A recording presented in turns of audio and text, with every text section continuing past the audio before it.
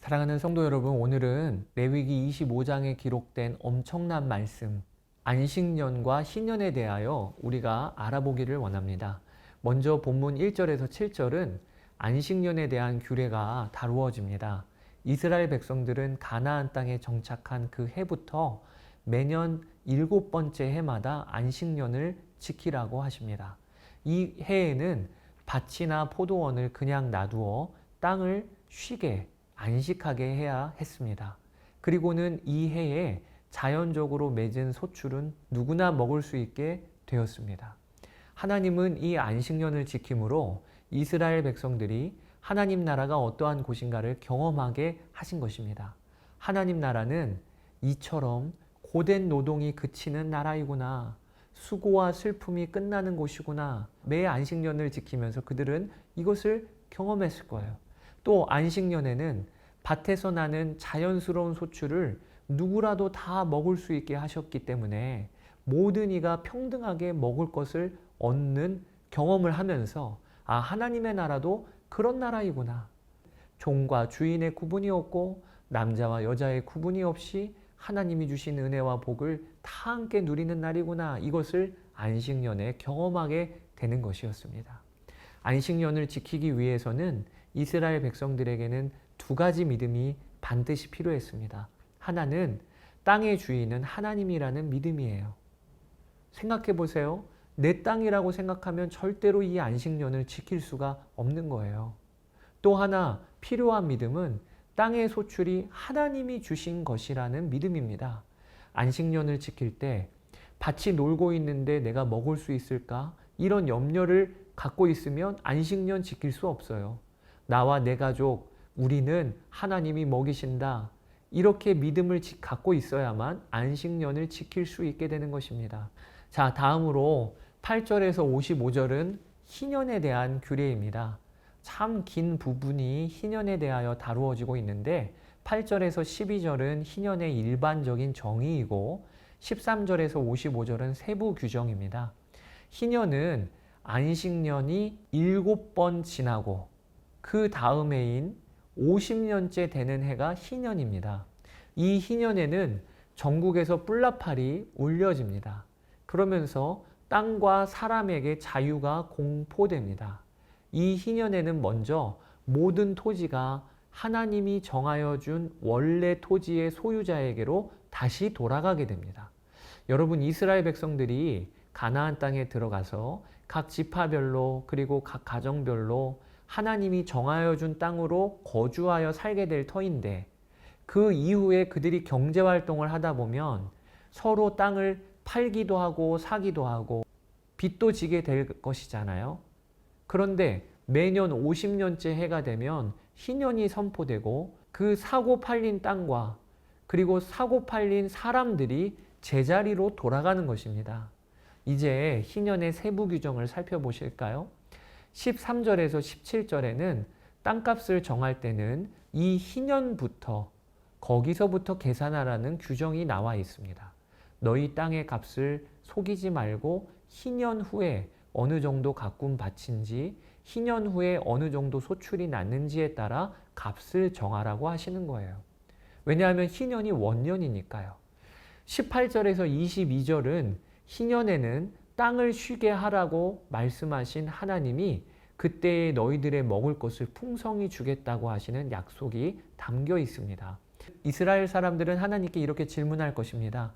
하나님, 희년을 지키라고 하시면 7번째 안식년을 지키고 그 다음 해에 희년이 이어지잖아요. 그러면 2년 동안 무엇을 먹습니까? 이에 대해 하나님이 약속을 하시는 거예요. 내가 48년째 되는 해에 땅을 명하여 3년 먹을 양식을 너희에게 주겠다. 그게 21절이에요. 내가 명령하여 여섯째 해, 그러니까 이건 48년째 해를 말하는 겁니다. 여섯째 해에 내 복을 너희에게 주어 그 소출이 3년 동안 쓰기에 족하게 하리라. 그러니 여러분, 우리 하나님은 얼마나 구체적이고 세밀하신지 본문에 드러나 있는 거지요. 자, 그 다음에 23절에서 28절은 하나님이 주신 토지를 팔았을 경우 어떻게 다시 되찾아올 수 있을지에 대한 규례입니다. 이 단락에 참 중요한 선언이 하나 있어요. 그것이 모든 토지는 하나님의 것이다 라는 선언입니다. 23절에 토지를 영구히 팔지 말 것은 토지는 다 내 것임이라. 너희는 거류민이요 동거하는 자로서 나와 함께 있느니라. 본문은 분명히 말씀하세요. 토지는 하나님의 것이고 우리는 거기에서 잠시 거류하는 나그네임을 말입니다. 그리고 내 이웃과 나는 주인이나 종의 상하관계, 또 돈을 빚진 자와 준 자의 종속관계가 아니라 그저 함께 동거하는 자이고 무엇보다 하나님과 함께 사는 자임을 말씀하고 있는 것입니다. 이것을 분명히 하라는 것이에요.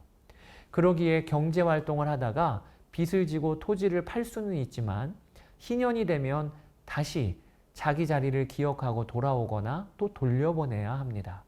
이스라엘은 가나안 땅에 들어가서 하나님이 정해주신 각 지파 또 각 가정의 땅을 얻었는데 그들이 받은 땅의 주인은 하나님이고 자신들은 하나님께 땅을 받아 관리하고 사는 청지기일 뿐이었습니다. 그렇기 때문에 경제활동을 하다가 땅을 팔 경우 그 땅을 다시 원 지파, 원 가족에게 돌려주어야 한다는 것입니다. 만약 땅을 판 자의 형제나 친척, 본문에는 기업 물을 자로 표현이 되는데 그들이 땅값을 대신 치러줄 능력이 되면 희년이 오기 전이라도 빨리 값을 치루어서 원 주인에게 돌려주라고 25절에는 말씀하고 계십니다.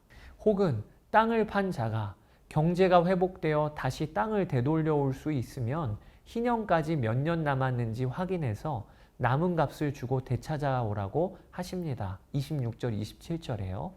만약 위의 두 경우가 아니라도 희년이 되면 그 땅이 도로 주인에게 돌려질 것이라고 하시는 것이지요. 29절에서 34절은 집을 팔 경우 어떻게 물을 수 있는지에 대한 규례입니다. 어떤 사람이 성 내에 있는 집을 팔았을 경우 그 집은 1년 안에 물을 수 있지만 되찾아올 수 있지만 그 이후에는 영구히 그 집을 산자의 소유로 넘어가게 된다고 말씀하세요. 그러나 성벽이 둘리지 아니한 집일 경우 그런 경우에는 희년이 되면 원 주인에게로 돌려보내야 한다고 말씀하십니다. 여기에서 레위 지파의 경우는 예외에 적용이 돼요.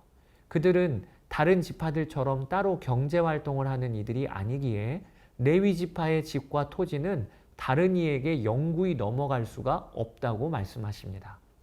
35절에서 55절에는 이스라엘 백성들 서로가 종으로 부리지 말고 가난한 자를 도와야 한다고 하십니다. 만약에 빚으로 인해 다른 이가 종으로 팔렸어도 그를 동거인과 같이 대우하고 그러다가 희년이 되면 자유인으로 다시 돌려보내라고 하십니다. 또 동족 이스라엘 백성들이 다른 민족에게 종으로 팔릴 경우 그를 속량하기 위해서 가족과 친족들이 값을 치러 다시 자유인으로 데리고 오라고 하십니다. 그러면서 제일 마지막 절 55절에 하나님이 참 놀라운 선언을 하세요. 내가 왜 이렇게 종으로 팔린 너희 동족을 위해 값을 치루라, 자유케 하라 말하는지 아느냐? 그것은 너희는 바로 나의 종들이기 때문이다. 이렇게 말씀하십니다. 여러분, 오늘 본문 55절에 담긴 하나님의 마음을 알면 얼마나 은혜가 되는지 모릅니다. 하나님은 종으로 팔린 자들이 돌아오는 희년에 대해 말씀하시면서 이스라엘 백성들에게 알려주고 싶은 것이 있으신 거예요. 너희는 누구의 종이 아니라 나의 소유된 나의 백성, 나의 종들이다.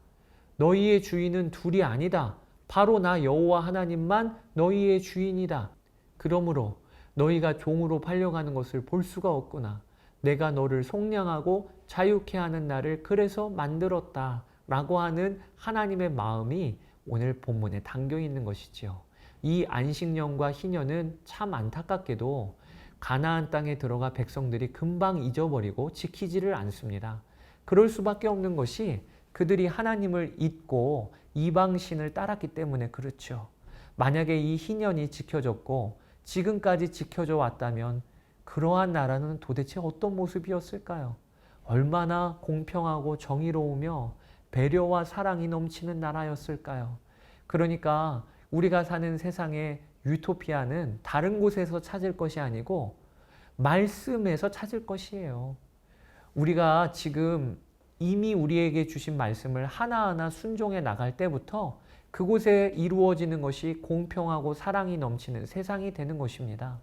이 안식년과 희년은 예수 그리스도의 오심에서 이루어졌습니다. 그분의 백성은 다 자유를 얻게 되었습니다.